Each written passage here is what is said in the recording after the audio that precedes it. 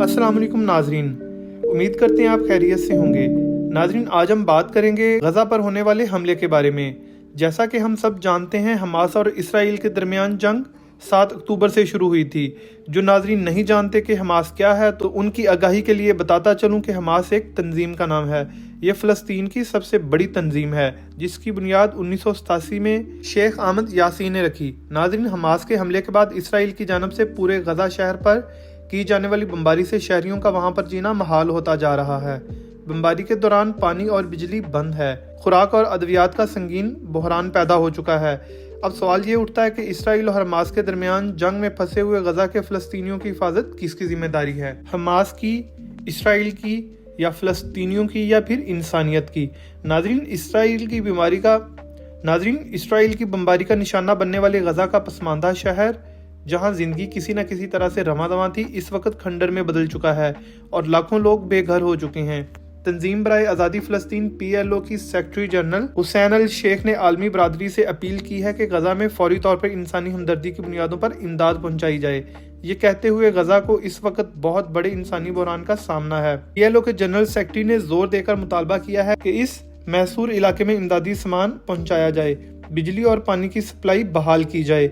Israeli फ़ज़ाइया ने गुज़श्ता 6 दिनों से गजा पर शदीद बमबारी का सिलसिला जारी रखा हुआ है और मुमकिना ज़मीनी हमले से पहले हज़ारों फौजियों को सरहद के करीब जमा कर रखा है। इसराइली मिलिट्री चीफ का कहना है कि अब ये जंग का वक्त आ गया है। गजा के हकाम ने बताया कि इसराइल की हालिया बमबारी से 1400 से ज़्यादा फ़लस्तीनी, जिनमें ज़्यादातर आम शहरी शामिल हैं, पहले ही हलाक और 6000 से ज़्यादा जख्मी हो चुके हैं। गजा में ऐसी कई इमारतों पर बमबारी हुई है। मिसाल के तौर पर इस्लामिक यूनिवर्सिटी ऑफ गजा की इमारत पर बमबारी की गई। इसराइल ने कहा कि ये इमारत ट्रेनिंग कैंप थी और इसमें असला बनाया जा रहा था।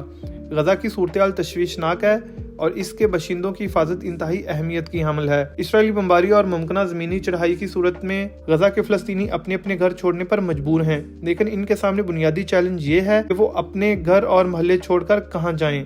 शदीद तरीन हवाई बमबारी और ज़मीनी हमले की सूरत में हमास के जंगजू भी मुज़ाहमत करेंगे। आम लोगों का दोनों की लड़ाई में फंसने का इम्कान है। गुंजानबाद इलाके में ज़मीनी हमला भी बहुत ज़्यादा नुकसान कर सकता है और ये आबादी के लिहाज से दुनिया के सबसे ज़्यादा गुंजानबाद खित्तों में से एक है। इस पतली सी साहिली पट्टी पर 23 लाख लोग आबाद हैं। ये 25 मील लंबी और 10 मील चौड़ी है। नाजरीन, इसराइल इन्हें बार बार इंतबाह दे रहा है कि वो नकल मकानी कर जाएं, लेकिन अमली तौर पर लाखों लोगों का नकल मकानी कर जाना इतना आसान काम नहीं है। इसराइल की जानब से गजा की बिजली मुनक़ता करने के बाद जबालिया के शुमाली इलाके में अपने खानदान के साथ रहने वाली 36 साला फ़लस्तीनी खतून फातिमा का ये कहना है कि बिजली के बगैर इनकी पहली रात नाकाबिले बर्दाश्त थी।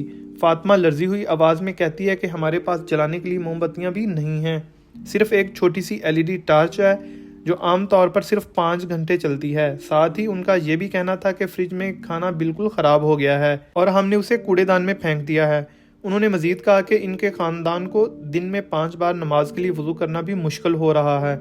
वो कहती हैं कि हमारे पास खाने को जो कुछ था, सवाए इसके जो जंग शुरू होने से पहले हमारे पास बचा हुआ थोड़ा सा ज़ख़ीरा था, हम सिर्फ थाम और जैतून पर इन्हसार कर रहे हैं। गजा में खुराक का ज़ख़ीरा ख़त्म हो रहा है, ईंधन की कमी का भी सामना है, बिजली के मुसलसल मुनक़ता होने से बच्चों के भी दम घुट रहे हैं। गजा की पट्टी इसराइल और मिस्र के दरमियान सरहद, जिस पर दोनों जानब से सख्त निगरानी की जा रही है और हाल ही में इसराइल ने सख्त बमबारी भी की है। वहाँ से लोगों का सरहद क्रॉस करना इंतहाई मुश्किल हो गया है। मिस्र जाने वाली रफा बॉर्डर क्रॉसिंग भी फ़लस्तीनियों के लिए बंद कर दी गई है और इसराइल और गजा की पट्टी के दरमियान क्रॉसिंग बंद कर दी गई है, जो गजा और जनूबी इसराइल के दरमियान एक रास्ता था। नाजरीन, इंसानी हुकूक के ग्रुपों और इमदादी इदारों ने गजा की पट्टी से महफूज रास्ता खोलने का मुतालबा किया है, लेकिन वहाँ से निकलने के ऑप्शन अमली तौर पर मौजूद नहीं हैं। इसराइली हुकूमत से तल्लक रखने की वजह से अरब बद्दुओं और फ़लस्तीनी बरादरी के दरमियान भी तनाव रहता है। अरब बरादरी में से बाज़ अफराद इसराइली फौज और दीगर सिक्योरिटी फोर्सेस का हिस्सा हैं और इस पर फ़लस्तीनी नाला हैं। नाज़रीन, अक़वाम मुत्तहिदा का मशरिक़ वस्ता का एलची इस वक्त दीगर अहम इलाकाई और बैनुल अक़वामी शराकतदारों और मिस्री हुकूमत के साथ मिलकर गजा तक ईंधन, खुराक और पानी की फराहमी के लिए एक इंसानी राहदारी खोलने के लिए काम कर रहा है। International committee of red cross, जिसे ISRS भी कहा जाता है, के मुताबिक इंसानी हमदर्दी और राहदारी खुले रखना मुसल्लह तसादम में फ्री कैन की जिम्मेदारी है, जो एक मखसूस जोग्राफियाई इलाके में महदूद मुद्दत के लिए महफूज गुजरने की इजाज़त देते हैं। ISRS ने कहा है कि फ्री कैन के लिए ये नोट करना ज़रूरी है कि ये ایک پیچیدہ مسئلہ ہے اور اس کے حل کا کوئی آسان جواب نہیں ہے۔ ناظرین، ان تنازعات میں نقصان کون اٹھا رہا ہے، اس کا ذمہ دار کون ہے؟ اپنی رائے میں اظہار ضرور کریں۔ میرے خیال میں ان تنازعات سے متاثر ہونے والوں کی حفاظت کو ترجیح دی جانی چاہیے اور ہم امید کرتے ہیں کہ جلد ہی ایک پرامن حل تک پہنچا جا سکتا ہے۔ اپنا نظریہ ہم سے ضرور شیئر کریں۔ اللہ نگہبان۔